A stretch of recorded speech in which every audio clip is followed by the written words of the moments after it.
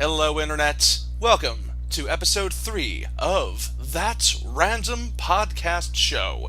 That podcast show that we thought was original, but there's probably at least 5 others around right now. But we're the original. We're the good one. We're the one you can trust. The others are all pretending. We're like the Slim Shady of podcasts. I'm your host, Tyler Chancey, and as always, I am joined by the co-host, Michael Marshley. How you doing? Treats out for Harambe. Darn it! I thought we could get through one podcast without mentioning of Harambe. Nope. Treats out. Treats out for Harambe. Oh yeah, it's Halloween. Yeah, but of course, by the time this episode goes up, it'll be past Halloween. So we know it to be true right now, though, and frankly, we had a missed opportunity by not recording this sooner, ladies and gentlemen, because Halloween is a pretty fun time of year. In fact, you can almost say we have ourselves a different presence in the recording booth right now. That's your cue! Hey, how's it going? Yes, we have ourselves a third voice here, ladies and gentlemen. His name is Adam, and, don't worry about it, don't think about it too much, but I think we may have... We're gonna owe something else of ours that's possibly eternal and may lead to problems down the road for us, but hey, we got ourselves another guest person thing here on the podcast. Adam, how you doing? I'm doing absolutely fantastic. How's it going, everybody? Pikachu. Yeah. Don't you talk about Pikachu like that? That's right, Pikachu is a mood now, ladies and gentlemen. Somebody meme that or something. Pikachu's a meme. I don't know. What? I don't know how the meme people work these days. Imagine them like in a factory or something. But The question is, what isn't a meme? Millhouse is not a meme, although ironically Millhouse is not a meme is a meme. My god, that's old. So, Adam, tell us a bit more about yourself, since you're kind of new to Le Podcast. He's old. Adam is old. That's all you need to know. He's old. Old man. Oh, well, my name's Adam, 31 years old, in the military currently. I'm a little bit of a retro gamer, newer age stuff. I'm waiting for Pokemon Sun and Moon to come out. Nice. I'm waiting for that Zelda. Just got a Wii U. That's about it so far. Okay, old school gamer, an old school lover of the retro. I like this. Also, it'd be great to finally have a third voice here to yell down some of the stupid stuff Michael and I've been saying for a while. I mean, come on. Well, back in my day. back in my day, baby. And it begins. Yes, it begins. Okay, it begins. Ladies and gentlemen, this is where things get possibly legally weird. Guys, you have your shovels? Good. We're going to meet up at the cemetery in about 15 minutes. I have a crazy plan, but it's going to be the greatest recreation of the Thriller music video ever. Shall we? You can keep it. Rock and roll. Oh, dear. Actually, we're not going to do something that ridiculous. Although we are doing a Halloween episode that's probably going to air sometime in November, so what the heck do we know about topicality? But yeah, or timing. Of timing. Damn it! I wasn't going to quote Channel Awesome. Darn it! I'm sold out. But yeah, Adam, since you're kind of new here to That Random Podcast Show, we talk about a whole lot of random, but still generally specific topics. It's misleading. I know I should be fired, but yeah, we talk about animation, movies, television, stuff that's kind of in the pop culture mind right now. And of course, video games, because we are currently in a state of hiatus for our other primary podcast show, Game Bit, so pour one out for that show that lasted a couple of good episodes. Got my 40 right here, we're good. It was a Shirley Temple. Not alcoholic. I'm sorry. But yes, so we're going to be talking a bit more about games this time around. But first things first, horror. Scary things. Things that freak you out. Things that make you wake up in the middle of the night with a cold sweat. Dragon Ball Super. And don't you dare. And of course, let's just undercut ourselves right here. But yes, we actually brought this up. No. It fits because Adam sent me the timeline, and I was horrified. I was scared of it because I couldn't keep up what was going on. I was like, man, I thought I knew a thing or two about Dragon Ball, but nope, that timeline is ridiculous. For those of you who aren't aware right now, Dragon Ball Super just finally got a proper official English subtitle translation. It has been coming up on streaming services such as Funimation service, Crunchyroll, and a few others, I believe.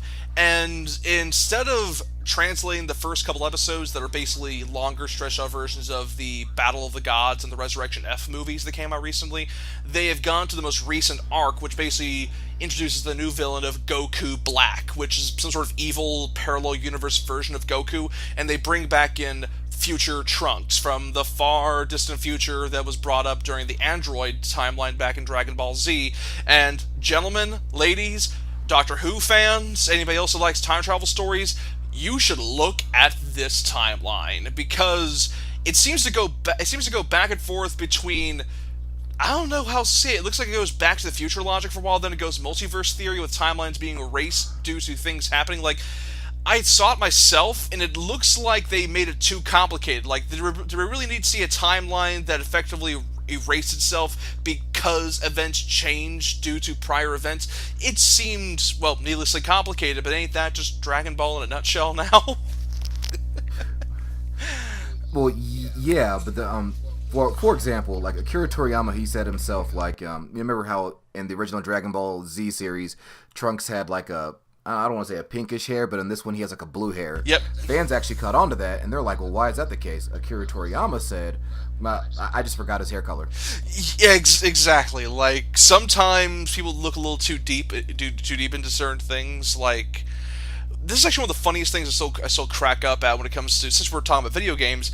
I remember a long time ago, certain game developers were trying to catch themselves into justifying certain ridiculous proportion sizes for certain female characters. Like, I remember when Hideo Kojima was talking about the design for Quiet in Metal Gear Solid 5, the wetsuit-wearing, bra-wearing Master Sniper, and he said, "Oh, we have a very good reason for why she's dressed up like a total dumpster, harlot." And it was one of the silliest reasons. It was one of the silliest reasons imaginable. Something about her breathing through her skin, and so she has to keep her skin exposed. I'm like, that doesn't make any sense. Well, like, silly. Granted, he came up with two reasons, and one of them I mostly believe was he also said that he wanted a character for cosplay. Cosplay. Interesting cosplay. Yeah, so he could have just kept it with that. I'm like, no, it's just for cosplay reasons. That's the only reason I have her. That's funny, because I also remember hearing from an interview from the creator of Dragon's Crown, which from Vanillaware, the people who make those really well made 2D brawlers with a really sort of oil painting design look, and people were getting into a fuff about the huge tracts of land that the witch character had, and he said, "Why'd you design her like that?" And he was very simple. He said, "Because I like girls with giant breasts." So I'm like, okay, respect. Yeah, exactly. It's lurid, it's lewd, it's ridiculous, but he owned it. He's like, I'm not gonna kind of sort of be arty about it. It's like, no, I just like girls with big tits. I'm like, okay. You really can't fault him with that. Yeah, and that's why, like, when you have creators like with Dragon Ball who are like, no, I just forgot certain like attributes or characters or whatnot. It's weird because I like to think that's the only reason. Like, so many, like they have the new Super Saiyan God now that's blue haired. I like to think that's Super Saiyan Blue. Yeah, well, it's Super Saiyan God, but Actually, that's funny. Super Saiyan God, Super Saiyan. Actually, that's funny, because that's actually something I did hear about in the manga. That I heard was from the Dragon Ball Super manga. At one point, Goku was trying to say Super Saiyan God, Super Saiyan, and he bit his tongue, and he's like, "Darn it, can we have like a shorter way of describing this?" And one of the characters was like, "Why not call it Super Saiyan Blue?" Okay. And that's the in-universe change to the name of that transformation, because it's Super Saiyan God, and then there's Super Saiyan form on top of that, so it's Super Saiyan Blue. But that's what weirds me out when I go back to the timeline quickly, is why I saw the timeline. I'm like, this is really needlessly complicated. It's simple. Everything that happened after the Android saga, Trunks went back to his future, he got rid of Cell, and then time kept on going. I'm like, okay. And then stuff happened. We don't really need to know, because for some reason I think of future Trunks as kind of like the Cable of the Dragon Ball Z series, because it's in the not too distant future, and there's some horrible post-apocalyptic war with whatever, and you don't really care. He just shows up and stuff happens that deals with him, and it's kind of backhanded. But I keep thinking whenever I see future Trunks, oh, he's a vehicle to forward a plot more so than an interesting character. Like I don't think about, oh dear, how did the world come to this? I'm like, this world's full of planet busters and full of galaxy smashers. I'm like, throw a dart, anything could really happen at that point. But yeah, it's like it's like the Dragon Ball world is just filled with Galacticus and Thanos. Like that's all the Super Saiyans have to fight. Yeah, I mean, that's fine, and Akira Toriyama does have a lot of fun with kind of, messing with the personalities and sort of justifications for him. Like, Beerus, the God of Destruction, might be one of my more favorite, sort of major characters that's been added recently, because the only reason why he doesn't blow up the Earth is because he's a foodie, and they just keep giving him interesting food that he likes. That's what I find funny. Seriously, in Battle of the Gods, he's like, what's that? It's called pudding. I like that. I want to have some of this. Majin Buu eats all the pudding. That's it, blowing up this planet.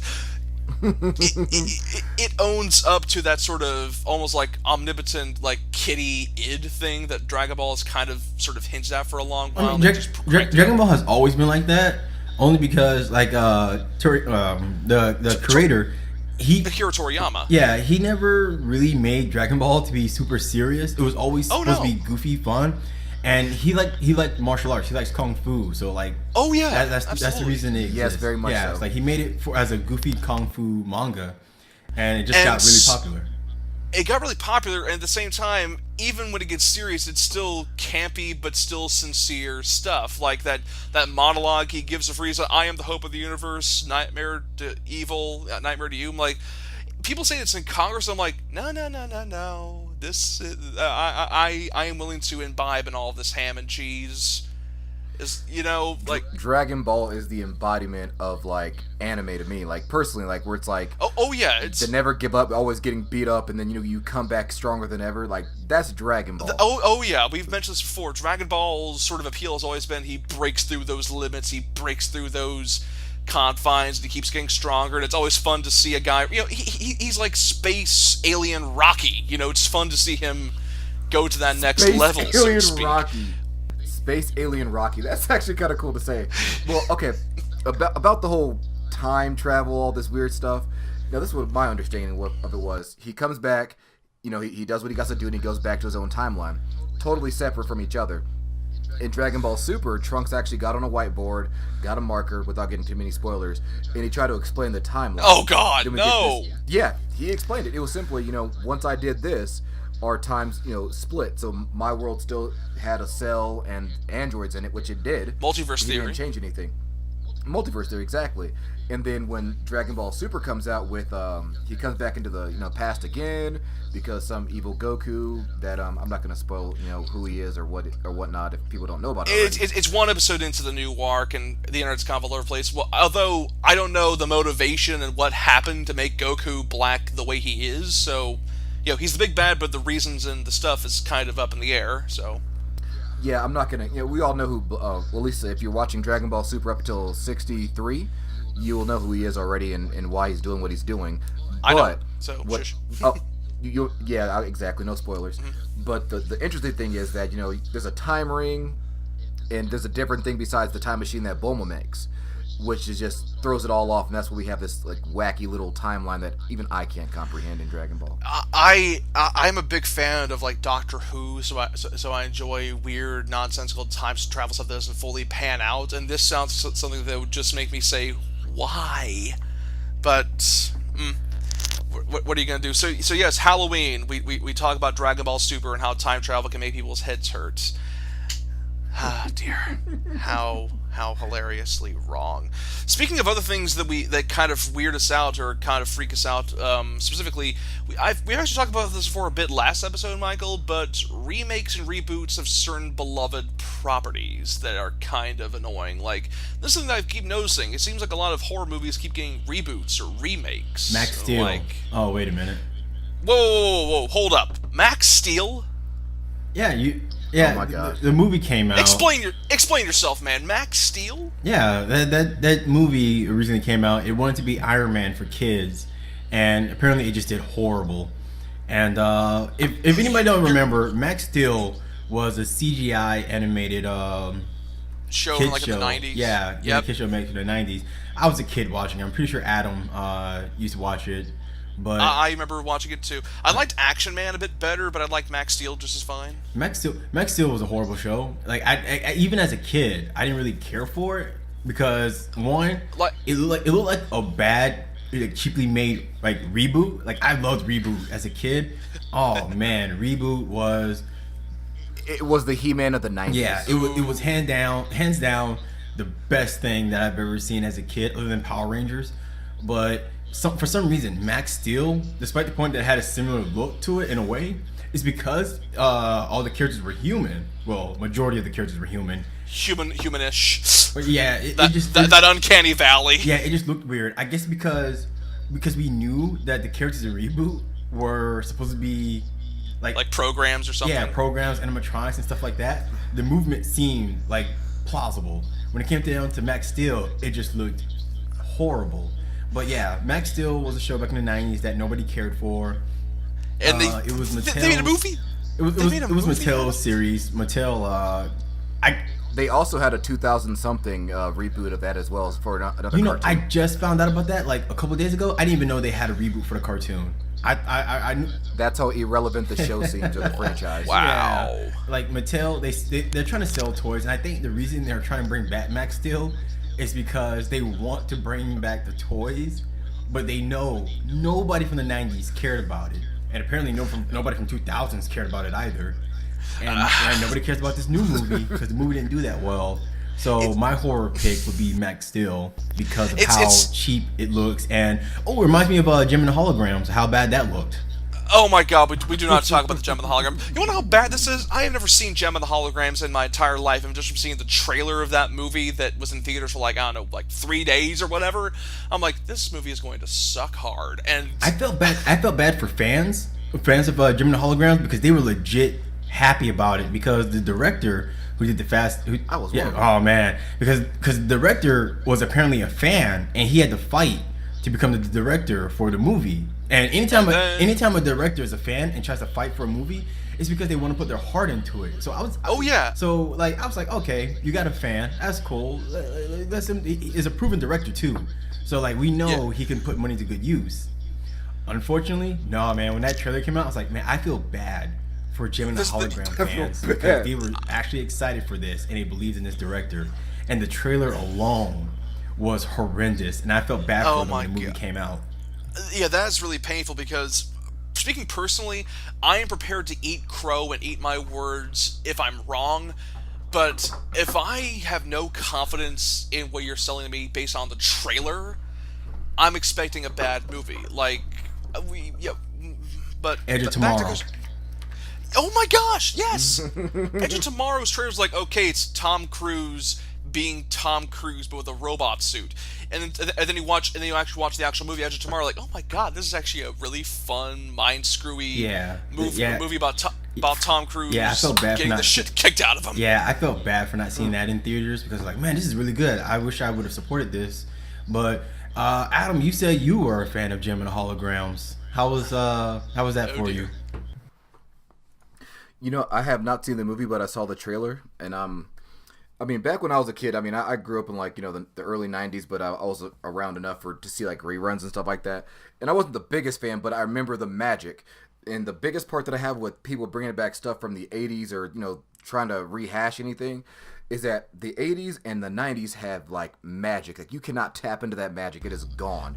It is dry and it is dead. A lot of that's something we brought up before when we were talking about Power Rangers when the trailer came out. Like something about the 90s and even more so the 80s was there was a level of sincerity to everything, a level of bold-faced camp but sincerity to everything. Like you can't have that. Like people are way too hung up on irony and being meta and winking into the audience and breaking the fourth wall. Like, we know this is silly. Am I right, people? Like, you can't do that. You really can't do that. If you want to do a homage like this, you have to own up to the level of silliness that's inherent to the property and say, yeah, but it's really fun though, right? And there's a little too much self-consciousness that's happening in cinema these days. Too much, I guess, corporate demand for making a franchise too much of brand management that kind of happens, that kind of messes with things. I think the biggest problem is the audience. Like, yeah. Well, who the heck was that reboot marketed to? What, for Jim and the Holograms? Yeah, who? Exactly. Yeah, who was that marketed to? Who was that marketed to? Was it marketed to the fans? Slightly, because they did run a contest to have fans send in videos of them showing their love for Jim and the Hologram to be put in the movie. Yeah, I actually heard about this, and the winners got like clips added to the credits. Of the movie. They got their clips added to the actual movie. Like it was part of the movie. Once Jim and the Holograms got somewhat famous, they used the fans' reaction to be like, "Oh, this is why I love Jim and the Holograms." And it was funny. Except they were talking about the show when it was pulled into the movie. And that's what made it funny, because some of them were wearing like old school Jim and the Hologram shirts. Somebody had like, I think, some of the toys. And somebody, I believe, had like, one of these things just doesn't belong here. Oh, absolutely not. And like, I believe somebody was even like had the old show running on their TV in the background to show their love for it. And it was like, this is not how you should try to do a reboot or remake at all. Oh my goodness, that's so painful. But so there you go, Adam. You can watch a movie and see your fellow Jim lovers put themselves out there. Cool. I mean, put themselves out there. See some 40-year-old middle-aged, men and women looking at a show. Like, most of us did try to. I didn't go see it, but the people that I actually did say, they're like, don't. I know, it's okay, man. You weren't alone. Like, that movie got pulled from theaters so fast because nobody went and saw that movie. I don't even think it made a quarter of its budget back. 1/10, I bet. Not even 1/10. Yeah, like it was it was already cheaply made because Hasbro now has their own movie studios that they're trying to like make movies to their franchises. All because what movie did? No, not G.I. Joe. G.I. Joe did well. But ever since Transformers did so well, Hasbro now wants like all their franchises to come movies. Like there's a My Little Pony movie coming out next year. My Little Pony, Transformers. I think there's still like a Micronauts movie that's supposed to be getting made or something. Are you serious? Yeah, I've actually heard there's supposed to be allegedly a Micronauts movie in production. Well, Hasbro and Mattel, it seems like these toy companies are now trying to like do their own micro budget studio things to try and like, because now you can't just sell toys by using cartoons anymore. You gotta do more than that now. Now you gotta make your own movie franchise to try to get the old fans to talk about it, so the new fans to get interested, and both new and old fans go to the movie theaters and they'll buy the shirts and the toys and the lunch boxes. Oh my goodness! It's a brand new way to stretch out your bottom dollar and try to get fans into it. It's a pricey way to do it. I want to say they're trying to reach out to the retro community, but like they don't understand. Like, if you want to reach out to the retro community, bring out the retro toy. Just redistribute the original toy. Absolutely. Like when Super Mario Maker came out, they did like a 30-year anniversary sort of Mario amiibo, and when they released it, they had Mario in the 8-bit pixel style to say, hey, remember back when Mario looked like this before we made him a bit more stylized? And I'm like, yeah, of course I do. And that nostalgia was exactly what got me to say, you know what? This is a place on my shelf. That's how you market. In two colors, mind you. Yeah, the modern colors and the classic colors. I have the classic, by the way. I don't know. You guys are saying bring out the retro. Maybe you guys are against me on this, but I say do it the way Power Rangers are doing it. Own up to it. It's like, hey, it's the Power Rangers. It's going to be a reboot, but a theatrical reboot. We're just going to own up to it and be like, hey, this is not like the original. This is something new. Using the take something in a different direction. Yeah, because that's something that I really weirded me out when I saw the Gem trailer. I'm like, this looks like it's trying way too hard to pander to the kids these days, and it's cynically using the Gem brand. Like they didn't really try doing anything interesting. Not even that. From what I've seen, like they wanted to make a Gem and Holograms modern day story, and in order to do that, it was like, okay, how are kids getting famous now? YouTube. Okay, it makes sense for Jim and Holograms to like become famous on YouTube. But they have no understanding of how it works. Like they do one. She does one music video, and then suddenly it blows up and goes viral overnight. That's not how it works. Yeah, and I think that was the biggest issue with Jim and Holograms is that you had people who had no idea how this whole thing worked, and it was just like, oh yeah, they got famous online. Okay, well, what about what made Jim and Holograms great? The camaraderie between the sisters, and the whole trying to keep Jim secret and safe kind of thing, and Jerica owning her own like business, like having her go through all that and trying to hold relationships. But no, man, it was just it's a bunch of girls singing. That's it. There's nothing interesting about that. They sing. That's what you wanted, right? Yeah, like they sing pop songs. But I mean, that's kind of how I am with the Transformers. Like, we have like our G1s. And then we have, like, let's say these movies that Michael Bay came out with. I think it's Michael Bay. Yeah, it's Michael Bay.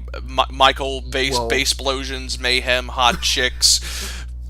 Yeah, but we got our Megatron, we got our Optimus, we got our Starscream. Heck, I don't even want to talk about Soundwave, but the fact is they just use the characters and they go off on their own story, and I like that about how they do the Transformers for that remake compared to something like Jim or I don't know what else, like Max Steel, for example, where they're going to try to bring out something and nobody knows what the heck it is unless you were born in that timeline, and they're going to be disappointed because it's not what you remember. Well, I can see what you're getting at when it comes to the Transformer thing, Adam, because in the most basic sense, that's kind of what the Bay movies are. It's like, here are the Transformers, now they're fighting, explosions, and if you look at it from a ADD kid kind of perspective, it kind of sort of fits. But with Gem, there's not a whole lot.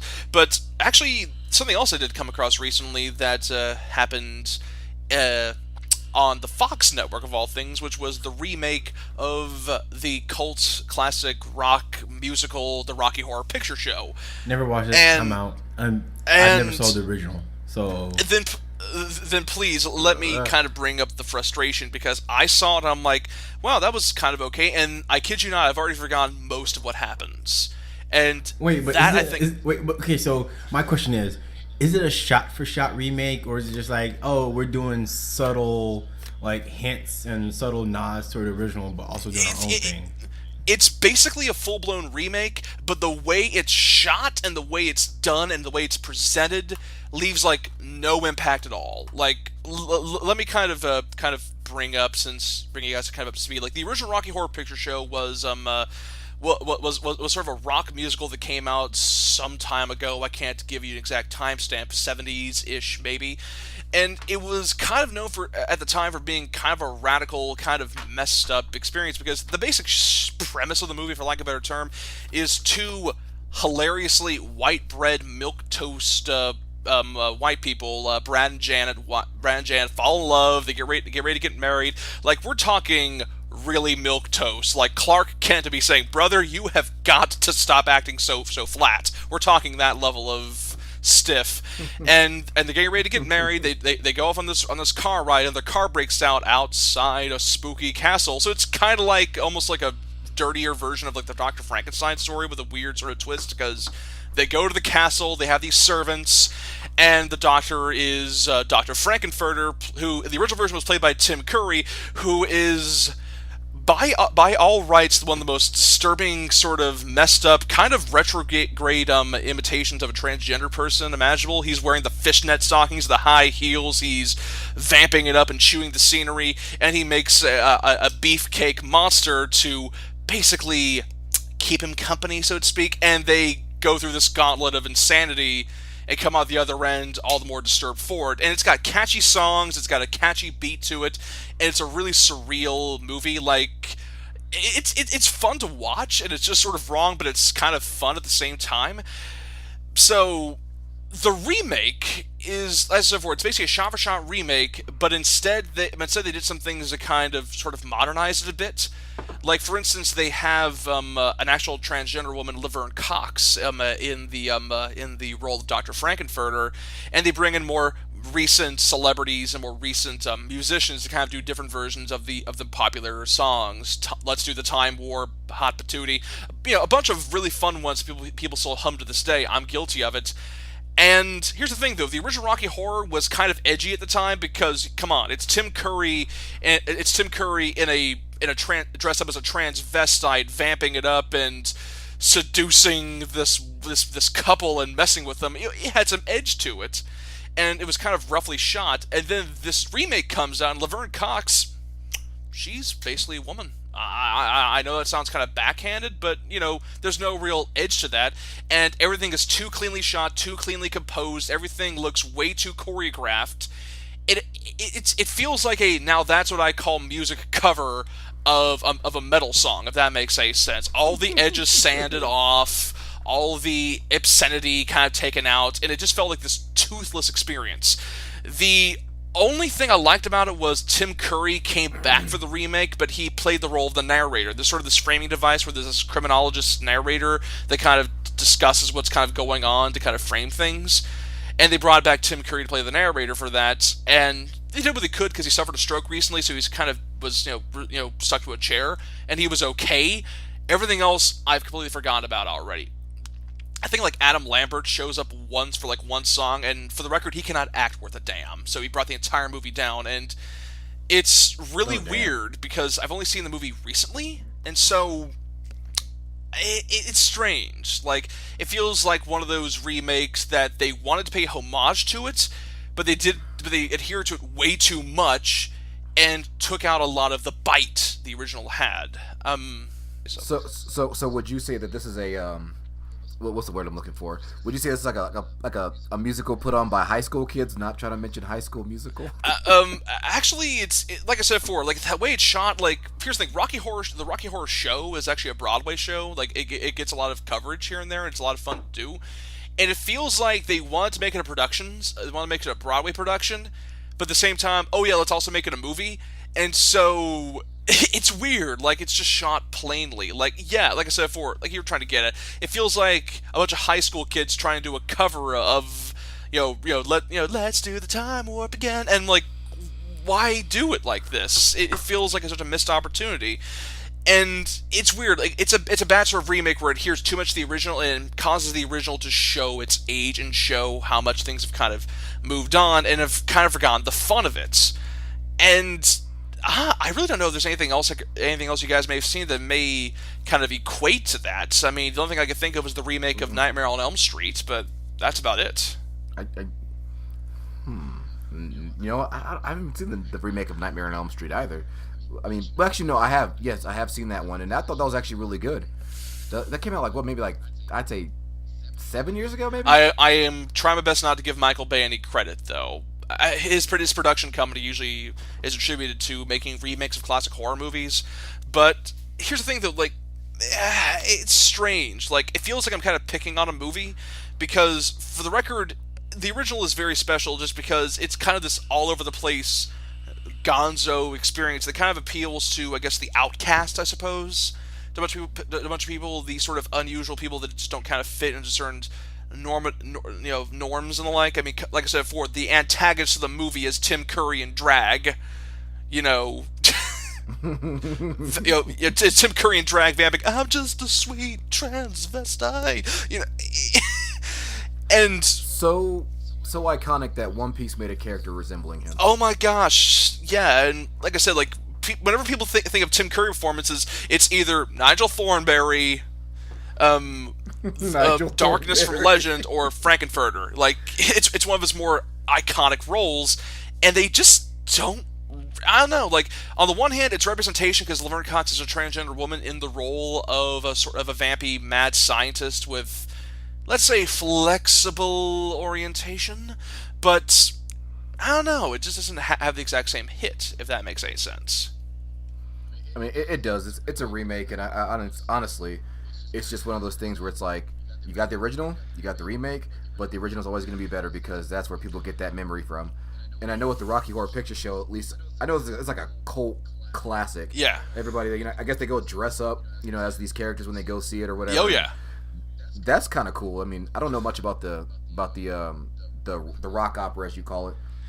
But I do know that there's a lot of people. I've basically told you what basically happens in the movie. White bread engaged couple have a car breakdown, and they go to a castle, and the castle is full of let's just say malcontents and deviants, and they get their Rockwellian taste smacked out of their mouth. That's basically the movie. Oh, and there's a Frankenstein's monster thing that's also a hot as hell beefcake and hot short shorts. That's basically it. I'm gonna go check that out tomorrow night. Watch. Michael, you still with us? Unfortunately, I'm hearing all this nonsense. You've heard worse. So have I. So have I. But yeah. So Adam, we're going on about things we find horrible. What about you, man? What's your horror pick? My horror pick. Oh man. I'm gonna go for let's see what we got here. Microtransactions. Yeah, I'll give you that one. It burns us precious. Oh God. I mean, it's like that, where it's like, hey, this game just came out. You're like, yeah, I'm gonna be the very best at it, and you put like 20 hours into it. Then you got that one guy that's been playing for like 2 hours. Either has he has a well-paying job, or a father that has a well-paying job, or a mom, and then he just beats you. Screw all the time you put into the damn game. Oh dear me! All because he paid for it. Oh God, Michael, take this over, please. I want to talk about this, but every single time I try to get another word out, I just keep getting this red hot flash of uncontrolled, unbridled fury. I'm afraid I might go Super Saiyan at any moment. So, oh jeez, don't go Super Saiyan Blue or whatever on us. All right, so I know this is going to sound horrible, but I'm for and against microtransactions. To be honest, I'm okay with microtransactions if it doesn't fully affect the game. Like not bullshit. No, like even if it doesn't affect the game, whatever. And like Adam said, maybe some kid who has a parent with a well-paying job. Sometimes people are just too busy, Like sometimes you want to unlock stuff, but you can't put in 600 hours to unlock anything. If that's the case, you want a new costume, you want that stupid looking skin on your gun in Call of Duty, then by all means, go ahead, buy it all you want. But my problem with microtransaction is if you pay to get like some kind of power up or some kind of advantage in anything, then it becomes an issue. Which we've actually butted heads about this before, Michael. I've calmed down a bit more, folks. I've only gone Super Saiyan 1. I actually think I need to get my window replaced now, but since I've kind of come down a bit, though, we've actually butted heads about this. Like, usually when it comes to cosmetics, if it's just cosmetic and there's direct attributable price to it, I'm kind of okay with that as well. However, that comes with a caveat, though. Unless it's tied to some sort of RNG, dice rolling, premium currency nonsense, screw you, people, if you do that. But on the other hand, though, when it comes to a free-to-play model, when the game is clearly free and you're opted into it, that's perfectly fine. But when it comes to a premium experience that you've paid full price for, in addition to like a season pass of additional content, and then they do this premium stuff on top of that, I really do believe that fundamentally destroys and undermines the sense of progression in a game. And when people keep saying, oh, it doesn't really affect people that much, it's not going to catch on, I actually have something more recent to cite. A friend of mine played the beta for Call of Duty Infinite Warfare, and I think that might be the greatest example of microtransactions and pay-to-win mechanics gone nuts. This is secondhand information, by the way. I have not directly played it, but this bears repeating. A friend of mine played it, and he discovered that every single weapon in the game now has sort of a perk to it, which is randomized. And of course, you can pay real-world money to get the randomized packs for randomized things, but they're so wildly unbalanced, it gets to the point where, okay, here's a shotgun, you kill somebody with it, your health goes back up to max. Or you kill one person with this gun, you call in you call in a tactical nuke. Crazy stuff like that. Like, you kill somebody with a headshot with this. Congratulations, you spawn 2 claymores somewhere that's right near you. Crazy, wild, horribly unbalanced weaponry that, I'm sorry, whenever I used to play Call of Duty, I used to like the rapid sort of twitch aiming, close corridors, gun fest that kind of happen with it. But this has just gone insane. This has gone to the point where this is legitimate pay to win. This is here's $10, roll the dice. Oh look here, you have this gun that basically you fired once and you nuke the entire team. I'm exaggerating, but only a little bit. And because of that, there's a lot of long-term Call of Duty YouTubers that are leaving the game in droves, saying, "Nope, goodbye. You have killed it, Activision. Goodbye." And that, to me, is the inherent danger that keeps happening when microtransaction complacency happens. And in fact, back when I used to work at OmniGamer, I actually wrote an article about how I really believe that microtransactions, if left unchecked, could destroy AAA gaming and the sense of progression and competitiveness. And I don't think I can find it anymore. Once again, OmniGamer, rest in peace. But I remember way too many people kind of saying, "Oh, come on, that's not going to get that bad." I can now point to the Infinite Warfare beta and say, "Called it." So if I seem a bit more passionate against the concept of microtransactions, it's a combination of that and the fact that I have read way too many extensive reports on it from psychological journals about how microtransactions are psychologically meant to beat you down and mess with you and trying to get you to pay, which is something you opt into with a free-to-play model, which is why it's so scummy and really underhanded when it comes to a premium experience, even if it's cosmetic. Which, once again, Michael, you know what, dead horse, I'm going to bring it up again. It's why you and I keep butting heads over Overwatch's cosmetics. Like, I like the cosmetics, they're nice, they're cute little extras, but why link it to RNG and why give me so little manual currency? Because I'm kind of in the same boat as you are, Adam. Like, I don't have time to put that much time to grind up money in order to, I don't know, get witch skin mercy.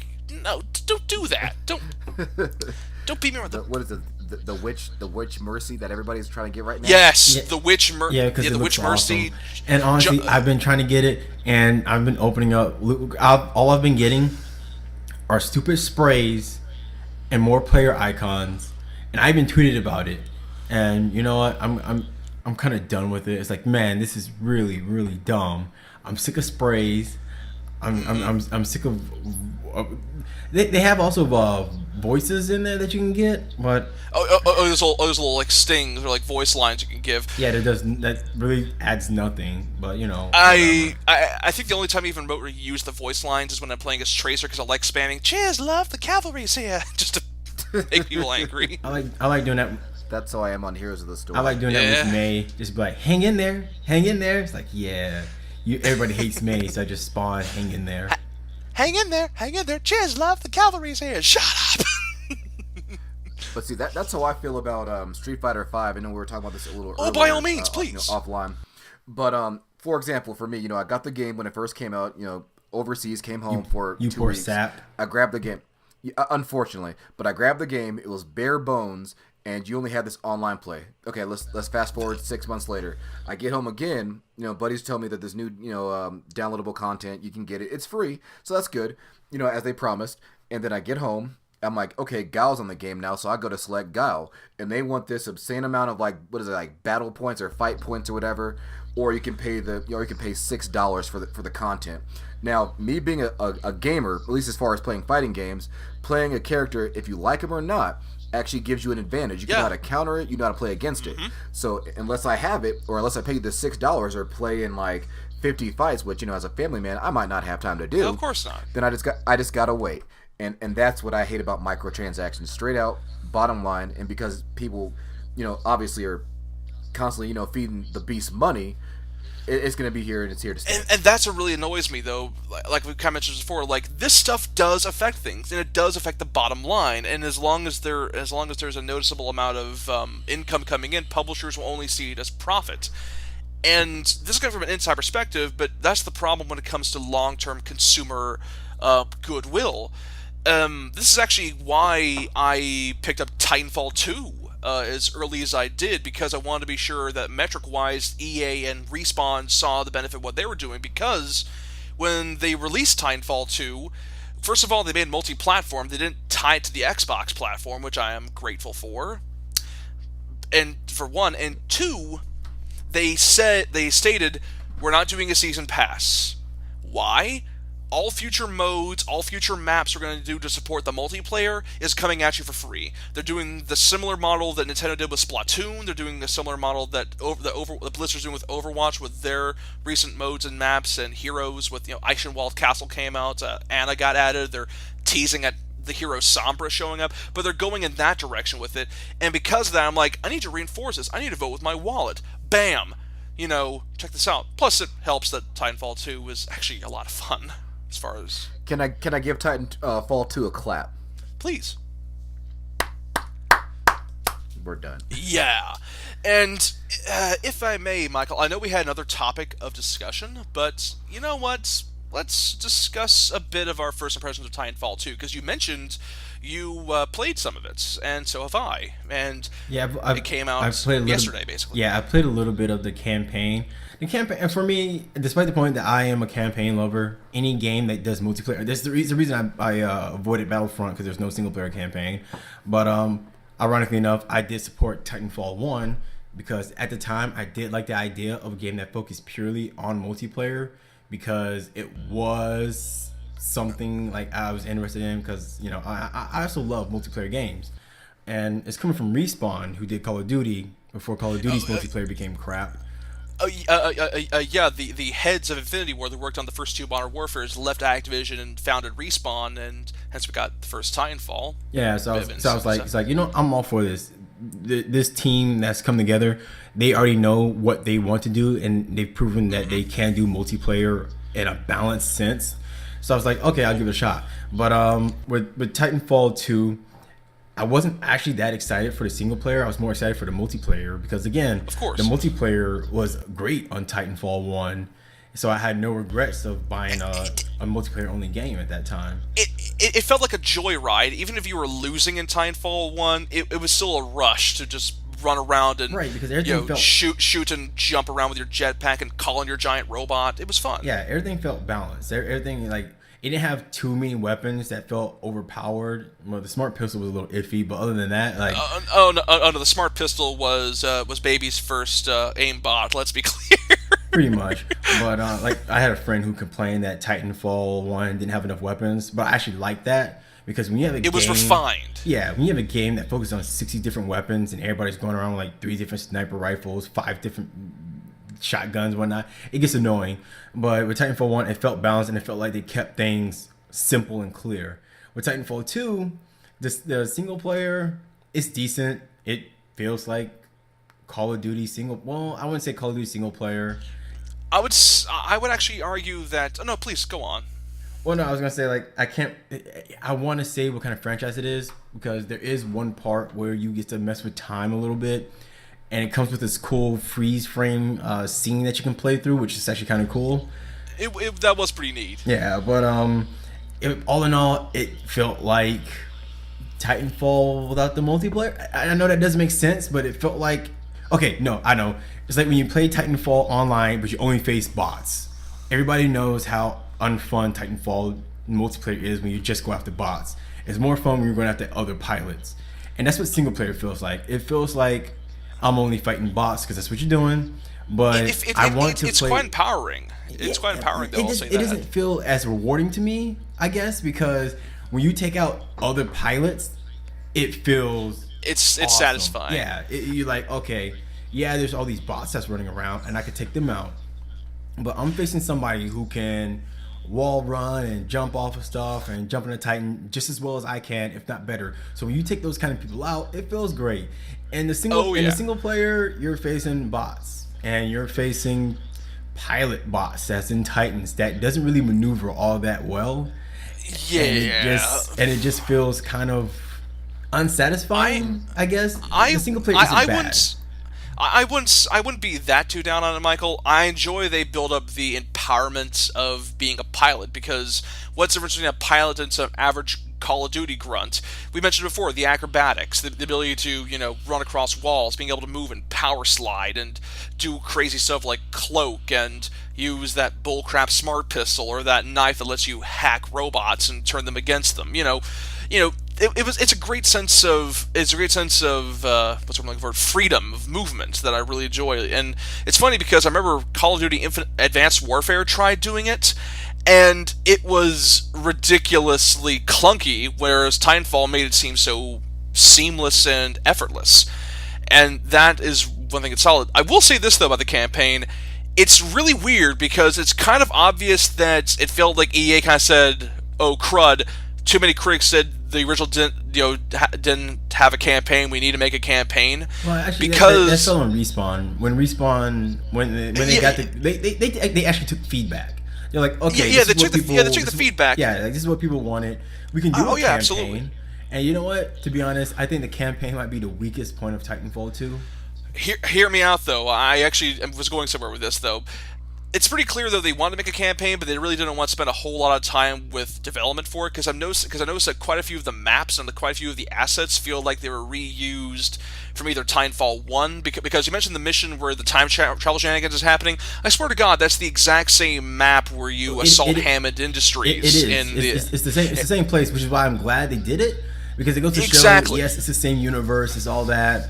And exactly. It was a savvy reuse of assets. I'm not knocking it, because they changed it up enough to where, like, when I went in there, I was like, man, this place looks familiar. And then it clicked, like, oh, it's Hammond Industries. And then once the time warp started happening, you're like, oh yeah, I remember this map. Especially when you get to the window and you can see outside, you're like, oh yeah, I remember doing all this cool stuff. It's too bad they don't actually let you do more on that map. A whole lot more time-whammy stuff with it. But that's the thing I can't say about Titanfall 2's campaign. At least from a gameplay decision and level design perspective, there's a lot of fun to be had there, because they balanced the platforming. Okay, okay, I'm glad you brought that up, because there was the one level with the, I don't want to spoil it too much, but when you're inside the factory and all this stuff is moving around. Oh my gosh! I will admit that was awesome. Hands down, one of the best level designs I've played in a single player, either first person or not. And oh my gosh, I was like, absolutely. You know what? You could tell that they really love this this franchise that they got going on, because that level design alone was a shining example of, like, the kind of talent is at Respawn. Oh, like I said before, that we have Infinity Ward people, and if I recall properly, Titanfall is built on the Source engine. It's built on Valve's Source engine, so that's a highly optimized a bit of hardware, bit of software right there. I'm like, come on, you got good stuff. I say from a level design and a game design perspective, because I really do kind of enjoy how it's kind of bare bones, almost to. Not gonna say bare, but I'm gonna say classic with how it handles itself as a shooter campaign, because it's very clearly broken up very nicely. You have platforming sections where you have to get around. There's some stuff where you have to shoot some mooks. They have some different enemy types, so it isn't just shoot the guy in the head one time and then move on. There's the ramp. There are these sections where you get inside your Titan and you go through different loadouts to kind of get you ready for the multiplayer with the different types of Titan, Scorch, Ion, Ronin, etc. And then and they also have these boss battles where you fight these really over-the-top, hammy enemy pilots in their own mechs, and they just turn into these big brawls. And which was honestly the weakest point when it came down to Titanfall 2's campaigin. You guys are kind of selling me on this. It's so hammy and so silly and very video gamey. I don't like usually when critics kind of say that. It feels kind of backhanded, but I mean it in a loving sense. It's like, aha, you've made it this far. Now I'm going to lock you into this room while our giant robots fight like it's giant AAA rocket socket robots. I will admit, when it came down to the single player, you can tell the dev team just went, how can we make this as stereotypically gamey as we can make it? One note villains that honestly I think they did well, because they didn't make them a huge part of the story to where, like, all these guys are super badasses. It was like, no, they're just other pilots too. They all have mechs, and they're called the Apex Predators. Yeah, that has got to be the silliest. And you go through these guys, like, they're mentioned once per level. It's like, oh yeah, this guy is working with this guy. This guy's messing with this guy. It's like, okay, you took him out, cool. Move on to the next one. They're not brought up again. It's like, yeah, they're dead. They're just other pilots. Oh yeah, but this is something else, well, that I do think is a problem with the campaign, because, for the record, you said to yourself, it's itself the weakest part of it, but even then, I've played some shooter campaigns that are kind of boring and by the numbers. Titanfall 2 actually kept me interested, at least with how it keeps its variety up. I would say what made the campaign worth continue playing was your Titan. BT. Yes, his personality, it felt genuine. It was like, oh, okay. It's a boy and his robot. It's a guy and his robot bonding and becoming. Like, everybody was one note boring when it came to the villains. Even the protagonist is just the guy's just whatever. His name is Jack Cooper. I couldn't think of a more generic white soldier boy name. Yeah, I don't know. He was a one note boring. all of a sudden he's a pilot because it's the classic rookie goes through war and becomes a soldier storyline. It's like, I want to be a pilot. I want to be a pilot. Oh no, stuff's going on. Yeah, you don't even get to build up to being a pilot. It's just like, here's a tutorial. You're a pilot now. Oh, well, you guys make it seem like it's pretty simple to become a pilot. Yeah, it's that problem. But this is something else. What I will say, kind of about the campaign as well. It assumes you know what happened in the first game, and I think that's actually a bit of a problem. I have to say, like, honestly, you're part of the. I think it touched on those, but it didn't really do a whole lot to add on to the lore in the first place. There really wasn't a whole lot of lore to begin with. It's supposed to be it's the future. People are colonizing other planets, and the militia, I guess, are the good guys because protection, and the IMC is don't tread on me, get away from me. We'll do our own thing, frontier stuff. It's basically Firefly, but you're not the scrappy underdogs. You're part of the military. That sounds kind of terrible now to say it out loud. Yeah, but that's what I liked about Titanfall 1. Is you get to play on both sides. You saw them as both sides as terrorists. You saw both sides as the good guys. I was really hoping Titanfall's new campaign would do that, but nope. You get to play as the spunky rebels. Yeah, you don't have that. I mean, the closest thing to a justification for why you're trying to stop them, like doing this sort of super weapon or something, is they're going to blow up this planet called Harmony. You know it's a good planet because we called it Harmony, and there's that brief bit where it looks pretty and you want to protect it, and it feels like a Saturday morning cartoon, honestly. Like, I was expecting, like, Skeletor to show up when it came to some of the villain monologues. Bring me Castle Grayskull! It got to that level of... you might as well, every time you pick up a sword, like, I have the power! While you're inside your Titan. I mean, you might as well go that far. But, oh my gosh. It's funny you bring that up because I love the Ronin loadout, which is where you do get a giant screw-off sword as your melee weapon when you're in your Titan. I love that build. Oh. See, now I got to pick up this game, guys. Thank you for selling it. It's fun, man, especially the multiplayer. Which the multiplayer, of course, please. Let's talk about the multiplayer a bit because it has been the first one was already balanced, but this new one has been refined to a ridiculous polish. To the point to where pilots have an even better advantage against Titans than before, thanks to new loadouts like the grapple or the ability. I love the grapple hook. Oh yeah, or the ability to cloak yourself. Are you gonna call this the standard though? I wouldn't exactly call it the standard so much as it is. I would call it the standard if you have a new IP. This is the standard you should go. And you want to make it stand out because I remember like in the 2000s everybody was trying to get on the Call of Duty bandwagon. Like, we gotta have a shooter. Why? Because it's popular, and we got a bunch of very interchangeable stuff like remember when they had like a bunch of Medal of Honors for a while where it was just trying to be Call of Duty but didn't really work out that well. To be fair, it's because the guys who eventually made Call of Duty was working on Medal of Honor. And then went to work on Call of Duty, and now they're working on Titanfall. But I call Titanfall a standard for new IPs because it's focused. Like it has people who've worked on Call of Duty, so they know what they're doing. And it's focused on what it's doing. Okay, what's our big gimmick? Titans. Okay, giant pilotable robots you can get into seamlessly in the middle of a match. Yeah, while you're running around and shooting. Okay, we got this cool concept. Okay. How do we put that in a first-person shooter? Pilots versus grunts versus Titans. All right, cool. How can we make that to a point to where it's not broken? Have pilots be skilled enough to where they can mount Titans and take out Titans that have weapons that can fight Titans.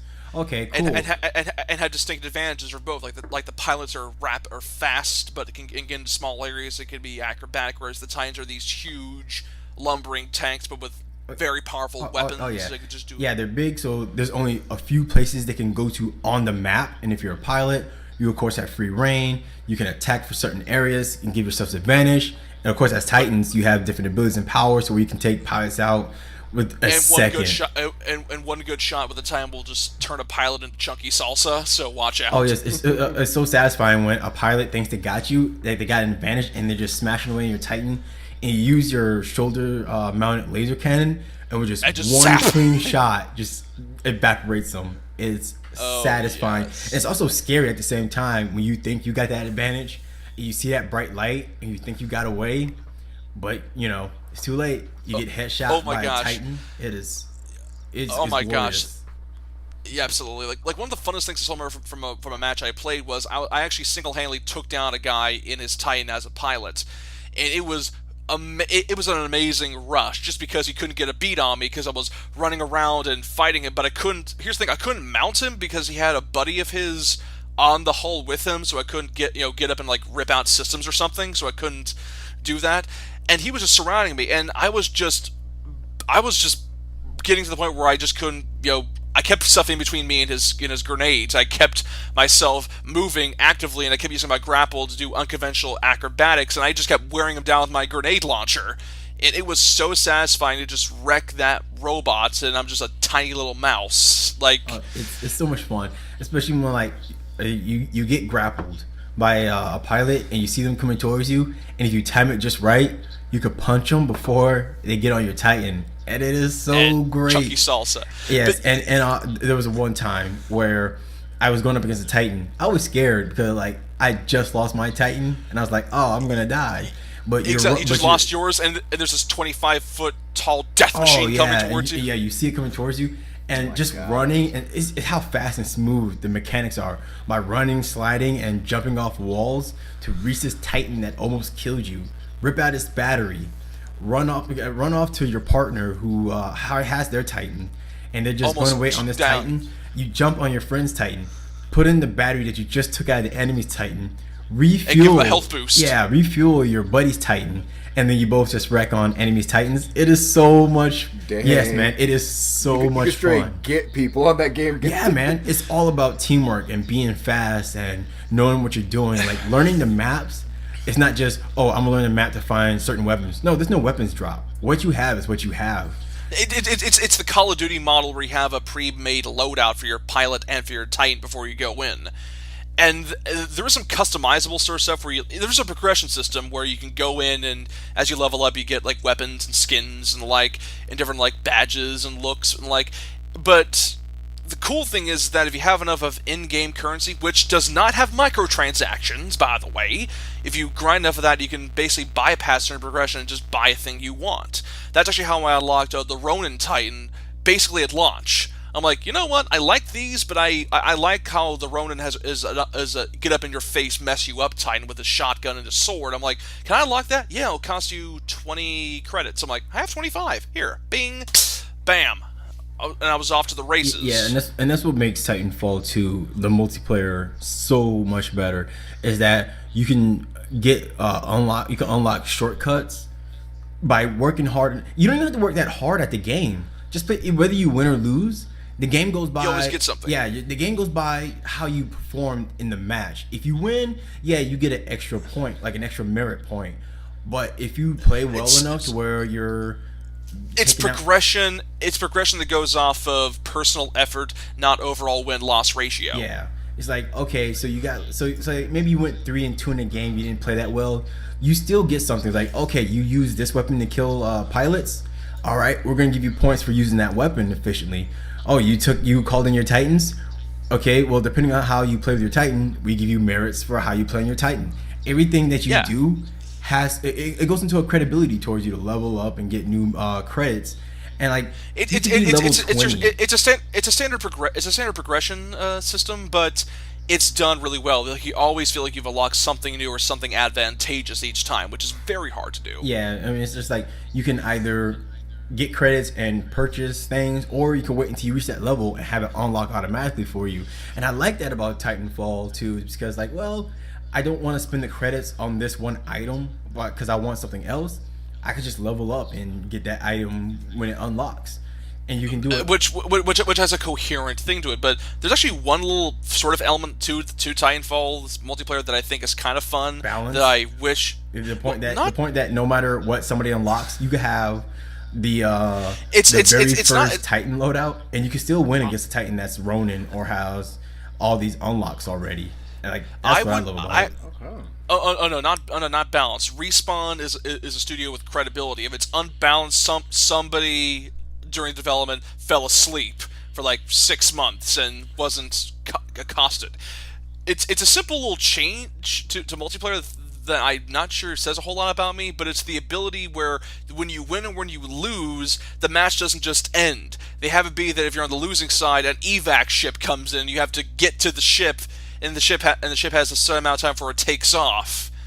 And you get like a bonus if you get to the ship and escape, even if you lose. Yeah, you can still win points even though you've lost, and you can get even more points if you destroy the ship.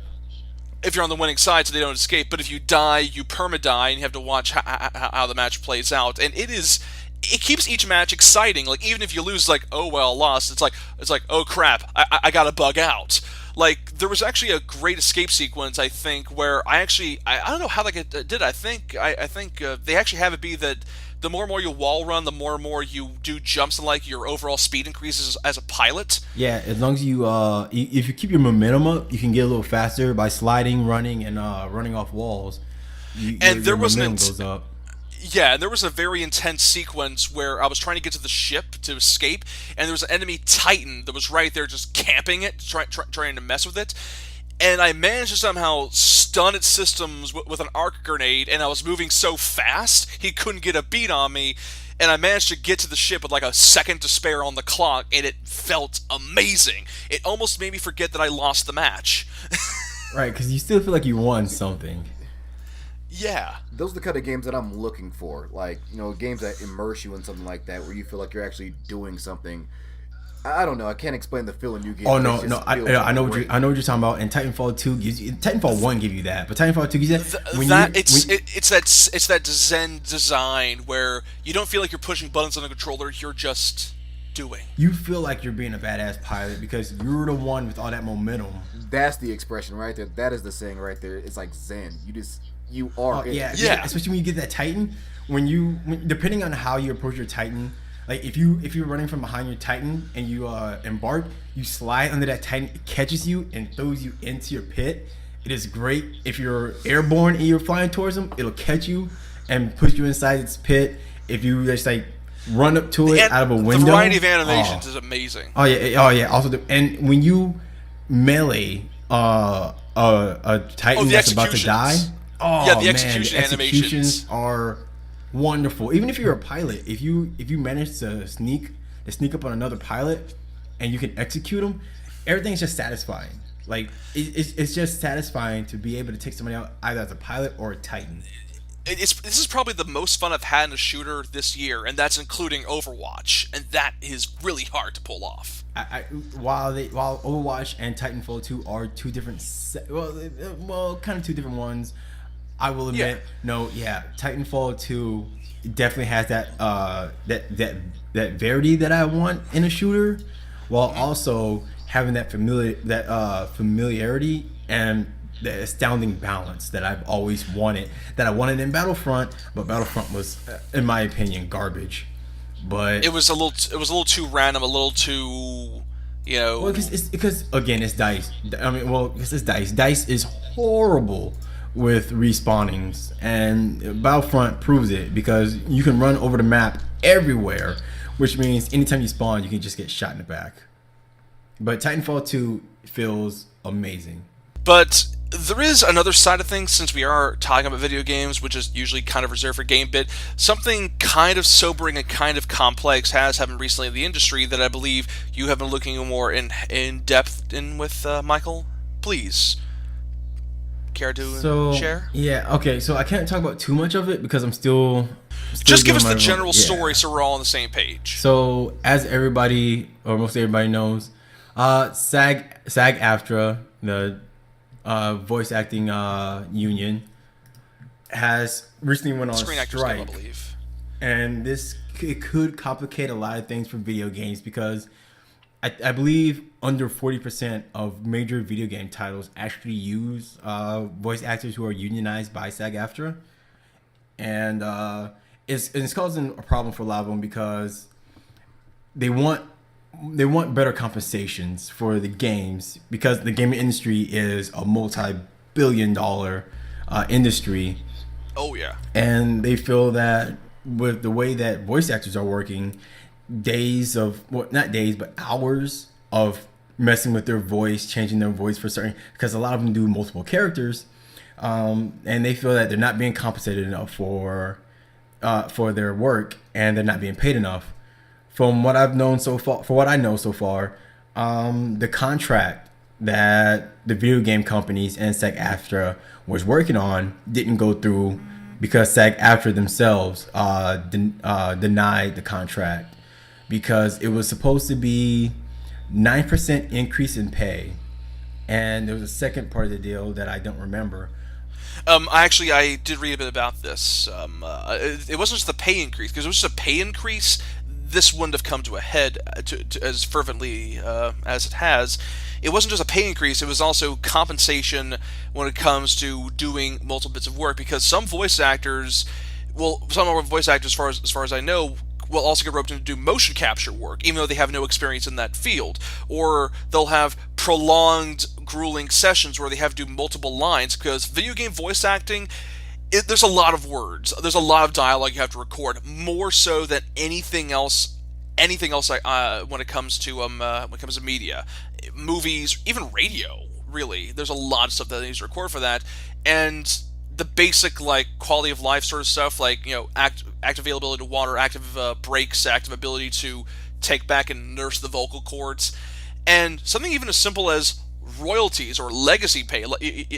Being able to just get subsidiary, what's what I'm looking for, royalties for characters they voiced, isn't happening. Simple stuff that a lot of voice actors in other media sort of take for granted, that's kind of been given as a gimme. And that, I think, actually holds a bit of water as to what's going on, because we've noticed that a lot of voice actors have been kind of interchanging with otherwise quite iconic characters. I mean, for instance, David Hayter has always been the voice of Solid Snake in the more recent Metal Gear games, but for Metal Gear Solid 5, they replaced him with Kiefer Sutherland because, hey, look, he's a celebrity. Also, something different. And I feel as though that may be a sort of a symptom as to this sort of lack of features that's been happening. All right. Well, what makes this so complicated is that for years now we've known that video game developers themselves are not unionized, and this caused a bit of a rift because, yeah, sure, voice actors, they're professionals just like anybody else in the industry, and they want bigger compensations, they want better pay, they want more. Like you said, they want the royalties. They want more rewards for all their hard work. Video games are becoming a lot more complicated, a lot more in-depth what it's trying to do with storytelling, and it feels kind of odd that these hardworking actors, these hardworking thespians, aren't exactly getting the kind of, I guess, standard respect and compensation that they would have working on a movie or a show. I mean, and they should, though. You have let's say a famous voice actor like Mark Hamill, for example. We know this guy's Luke Skywalker, but we also know that he's Joker. the Joker. Mm-hmm. So you're gonna pay a guy like that probably whatever he needs or whatever he wants, because his Joker's amazing. Point blank, bottom line. And I think with a lot of these other voice actors, I mean, I don't know the behind the scenes dealings or anything like that, but they should get paid if a decent amount or whatever I'm not gonna say whatever they're asking for, but something extremely reasonable, because who knows when you're gonna have the next Joker or what game's gonna hit really big and just become iconic. And if you're just getting paid peanuts, then that's not fair. Absolutely. Like I mentioned before, so many other voice actors kind of go through the ringer. That's usually the first thing that kind of gets dropped, and they can find somebody who can do it cheaper. And it's weird because now when people listen to video game voice actors, it's hard to pin down what's the original, what's it sound like. I remember for the longest time Jaleel White was the voice of Sonic the Hedgehog. Now I don't know what's going on if they keep him on hand. On Nintendo's part, they always have the exact same guy they have as Mario throughout all the video games they've done with him. I mean, they treat him well enough, and it's paid off. I mean, it's a me, Mario. You equate that to the character. But, once again, I mentioned Kiefer Sutherland in Metal Gear Solid, the guy who played Frank West in Dead Rising. They gave him a different voice actor for Dead Rising 4. All of the Resident Evil protagonists are basically interchangeable now. All of the voice actors are basically interchangeable. And also, I remember way back when the Silent Hill HD collection came out. Hey, Halloween! Remember we're talking about Halloween, people? where apparently Guy Seehee, the guy who was the original voice for James Sunderland, wasn't given any kind of royalty or any kind of compensation for them reusing his audio for the HD remaster.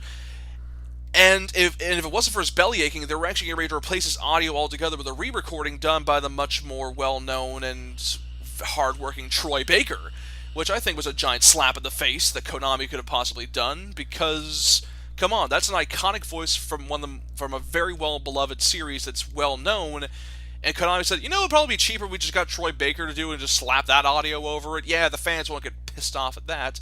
And it feels as if this strike is a certain level of these chickens coming home to roost, which is strange because, on the one hand, developers want to save money, but I don't think this is the place you want to cut that, Well, the thing is, SAG-AFTRA, they're the ones who denied the new contract. The video game company, they offered them a 9% wage increase, which was more than they had 3% per year increase at first with the union. That's what the union was seeking. The union wanted a 3% increase. Instead, the video game industry gave them 9%, which probably goes to show that there was a second part that the union wanted, but the video game companies decided that they weren't going to give them a second part, but instead increased the pay even more. So that part we don't know a whole lot about, and that's what I'm hoping to get into. But apparently SAG-AFTRA, those journalism muscles. Yeah, SAG-AFTRA was the ones who denied the contract, and according to the video game companies, they didn't even tell any of the actors that's under them, that's within their business, within their unions. They didn't tell them what was included in the package that the video companies were offering them. So they weren't even aware of the renegotiation of a contract that would ostensibly control how they're treated during long, grueling sessions of work. I'm pretty sure they were aware that there was talk going on, but according to the video game companies, they don't even know what was in the package. SAG-AFTRA was the one that made the call, and now they have until December 1st before all the stuff that the video game companies offered becomes null and void, and they'll have to start a whole new talk all over again. And who knows how long that would take. And there's already games that may be affected by the strike. So if nothing is resolved by December 1st, you people can expect to hear more and more games being delayed because of this strike and because they have to renegotiate a lot of stuff. Any notable games by chance? None I think have been on the record as being affected. Then again, my sources aren't your sources, Michael. Do you know any? Well, there's from what I've known, the new Crash Bandicoot might have an issue with it. There's a couple of games. Hell no. And there's also some unnamed titles that hasn't been announced yet that might be affected, but that goes without saying. And the only reason there's always something in the pipeline after all. And the only reason the Crash Bandicoot game might get affected because again they're remaking the games, which means they have to go back and the original find the original audio, touch it up, remaster it. They have to go through, and there's a lot of licenses, so the strike might affect that. There's no real say in it yet. Nobody has actually come out and was like, yeah, our game will get delayed, and it's because the strike could be rectified any day now. It's not until December 1st when the package goes away will we know the full effect of what this strike would do to anybody or any of the games. No, not Crash. Hey man, you already got your Imaginators, so you got that Crash. No, just like everybody got Spyro. That's hey, no, we do not talk about creators. We do not talk about Skylanders. No, that was not Spyro. Well, technically, I guess it was. Hey man, that's how it all started. It's supposed to be a Spyro game, and then there was like, no, that's not Spyro. And now we just got look at all these other characters. Yeah, hey, look, is Richard Horowitz doing a wizard character? But the one thing I do want to make it perfectly clear though when it comes to this whole kerfuffle is you and I kind of mentioned before, Michael. We kind of stand with the hashtag the Performance Matters movement. We side partially. I'm partially with them only because I do not know the full story. Yes, you do not know the full story, but I would say personally in terms of ideals, I would fit more along ideals, with the performers. It's because I'm one of the people who are like, well, the video game actors, they got their union. I'm still trying to figure out why developers don't have their union. Crunch times that we know are brutal on all the developers. Oh, yeah. Their mental being, their health being. Now, I'm not trying to say that the voice actors don't deserve their strike. They don't deserve to get better pay. That's not what I'm saying. Absolutely but what not. I'm saying is, yes, this is what everybody's focusing on, but how come we are not focusing on what developers are doing? We could do both. We could focus on both. This can be like a big deal in the video game industry. It's like, hey, publishers, you're not treating your voice actors right. You're not treating your developers right. What is this industry doing to all your talent? You know, Konami has gone crazy and got rid of Kojima. We got developers losing sleep, getting divorced, and losing health benefits. And honestly, they're going mentally crazy from all these overtime and crunch times that they're doing. Voice actors are not getting their Suda51 has gone. Suda51 has gone sane. That crazy person has become sane in recent memory with his games. Let that sink in, folks. His most recent release was a remaster of the Silver Case. Come on. Probably because they weren't selling that well. And besides, he's a fan of that game series, so I'm pretty sure that's the reason he's not gonna be like, oh, my games aren't selling, I guess I better do something else. No, he's like, whoa, wait a minute, I'm famous enough to where I can bring back one of my favorite series. Yeah, I'm doing that. But I understand that, and I do think that's it's quite idealistic in the best possible way. But I'm saying, when it comes to the matter of the voice actors, these unionized voice actors standing up for proper compensation, I do side with them, because I really do think this is reform that should be needed because of video game development.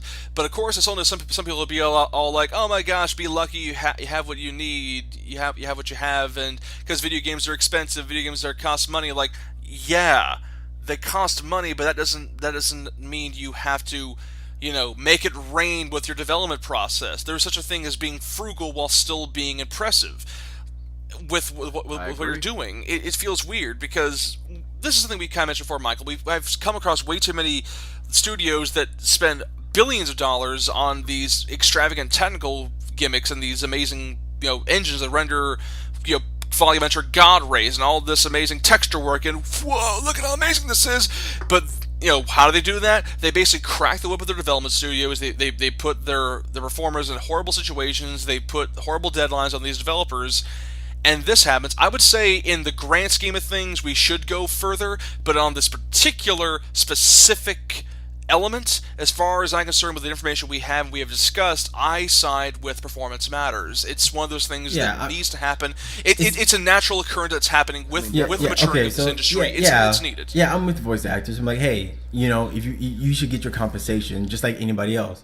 But I'm hoping this is a swift kick in the rear end that the developers need, or that anybody needs. Well, the developers have been calling for unions, but I'm hoping this is a swift kick in the rear end that developers are like, man, pretty soon our developers are going to be the same way.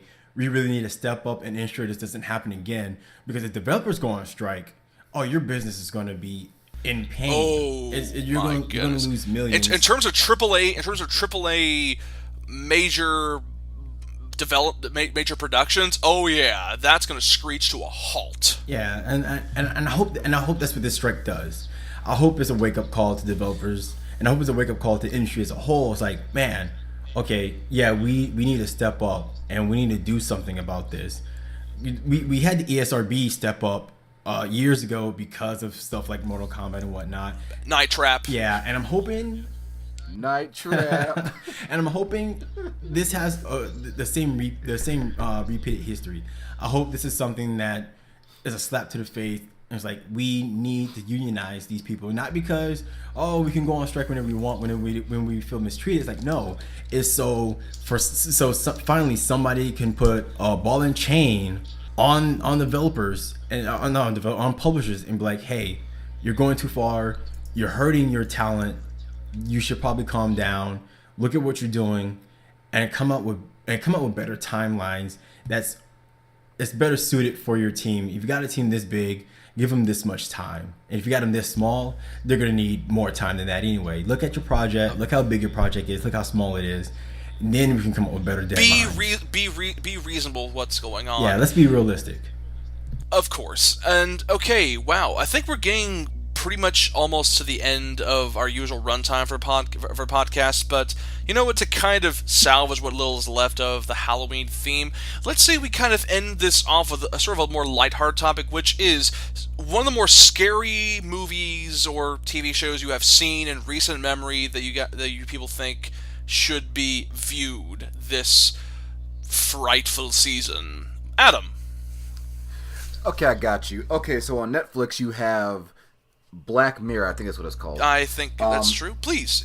Black Mirror. Yeah. So it reminds me of a British version of the Twilight Zone. Not necessarily scary, but definitely a mind screw. Yeah. Mind screw. Try to say Anyways, yeah, it's pretty cool. The one episode that I really liked where it was these guys and they're on a bicycle and they're just pushing and they're getting these credits, and this is how I guess everything is. How they get their money, or not their money, how they get their food, their water, sleeping, brushing your teeth. You got to pay these money. If you want to get rid of an advertisement, got to do this. It's just a mind screw, straight out. Oh my gosh! Great show. Oh my gosh! That sounds like the free-to-play model taken to its psychotic extreme. That sounds messed up. If we're like the year 2050, yeah, definitely. Wow. So Black Mirror, that's on Netflix. Oh. Yes, it is. Okay, then. That's a recommendation for Black Mirror. Michael! I'm not good at this because I don't watch anything horror related. I'm not that good. But since we're doing a Halloween theme, very loosely, I might add. I mean, let's face it. Our Halloween theme wasn't very Halloweeny. Oh my gosh! If it was any more loose, it'd be in an alleyway smoking a cigarette. Wow, that's that was pretty dark, man. It's Halloween. Leave me alone. Right. But for me, I've been using the PlayStation VR, and I mentioned this earlier about how in a past episode about how I was waiting for the VR music video for the Biohazard 20th anniversary deal. Oh my gosh! The Resident Evil 7 kitchen demo. Well, not the demo, the music video that they had for VR. Sorry, but yeah, with Larkin Cell, I'm a bit of a fan of theirs, mostly because of Full Metal Alchemist. I will admit that, but I checked out that video for my Halloween special deal, and I was like, oh man, this is gonna be great and horrible at the same time. It's not that scary, people. I'm sorry. It was just it wasn't even really a music video. It was just you're outside the city limits of Raccoon City. A car drives up. You start the video, and it's just the song. That's it. Nothing special. No zombies. No nothing. So it doesn't even go Michael Jackson Thriller on it at all. Are you kidding me? It doesn't even have a single zombie dog. So I was like, oh, this is funny. Lame. But I also checked out the Godzilla VR they had going on. That was kind of cool because you start off with like just seeing the tail of this monster, and then in the background Godzilla just walks up and he walks towards you. You're pinned down, so you can't move, and you just see Godzilla walking towards you, and of course you're just a small little speck, so he doesn't see you. He doesn't care about you, and it's honestly one of the scariest things that I've done in VR because again I don't play horror games. So don't expect me to play Resident Evil anytime soon.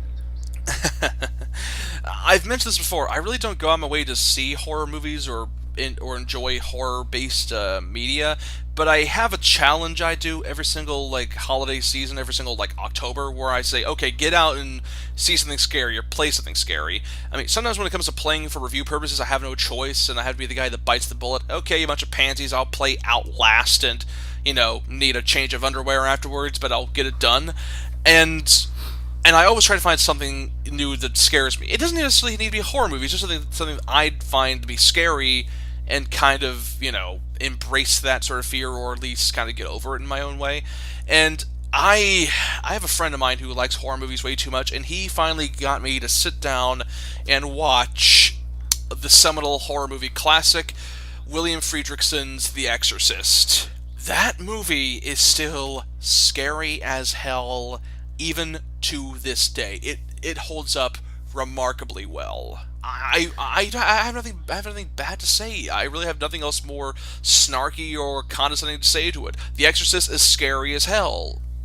it's a kind of a safe answer, but I have to say, yeah, go watch The Exorcist. Well, I never seen it. Adam? Can I mention one? I have seen The Exorcist way back in the day, but I'm not gonna lie, it's not like fresh in my mind. But hey, do you mind if I bring up one last Halloween special? Please, by all means, Adam. Okay, so this is on Cartoon Network. We have Teen Titans Go. Oh dear. Hey.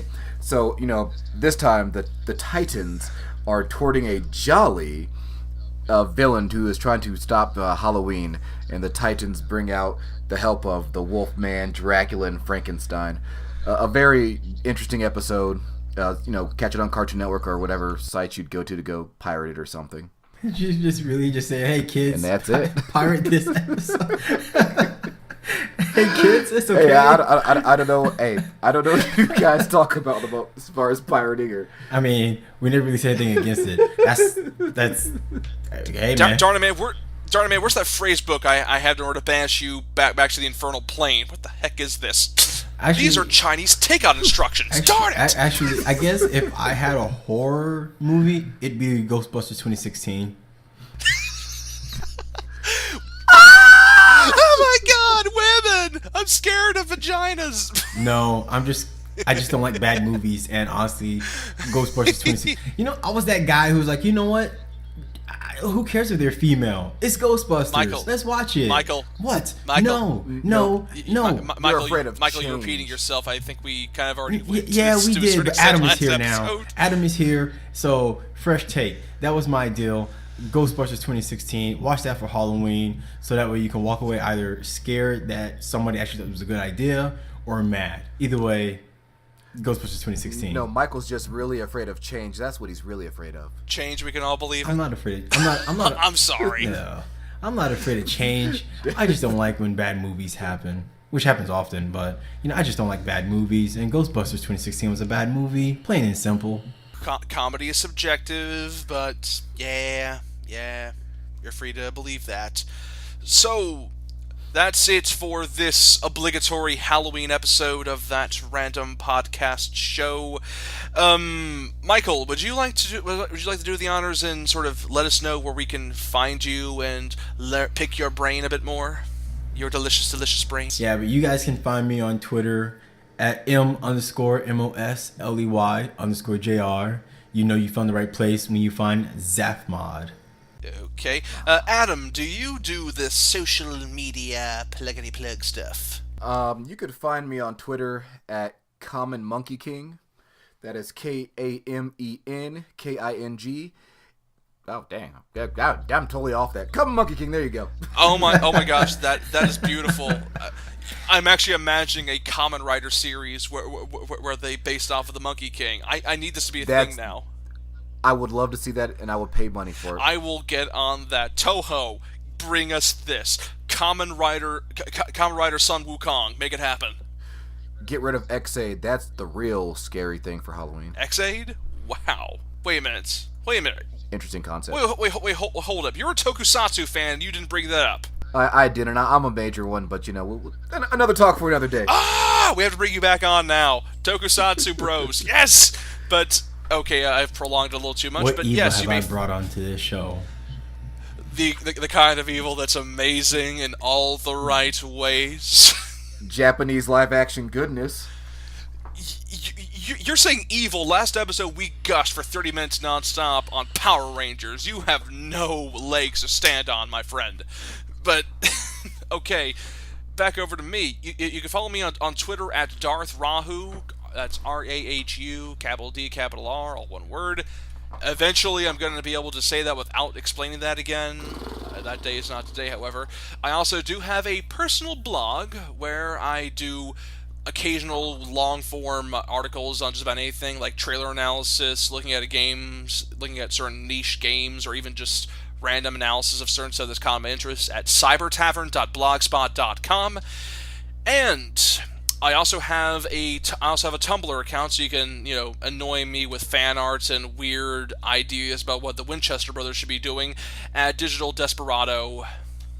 So, I think that's all for my plugs. Are you sure? You good to go? Are you positive that's all you need? No, I am not positive about anything because life is uncertain. Look how Boy. cool I'm being. Yes. Oh, jeez. Oh, well, with that said, Adam, I'm glad you were able to make it up here today, man. It's good.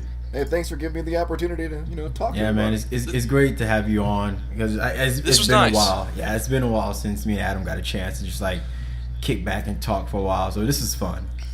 All right. Like 6 years. All right then. Not 6 full years. All right then, gentlemen. So, shall we? This is episode 3, the obligatory Halloween episode of That Random Podcast Show. Saying goodbye, everybody. Until next time. See ya. Treats out for Harambe. Later.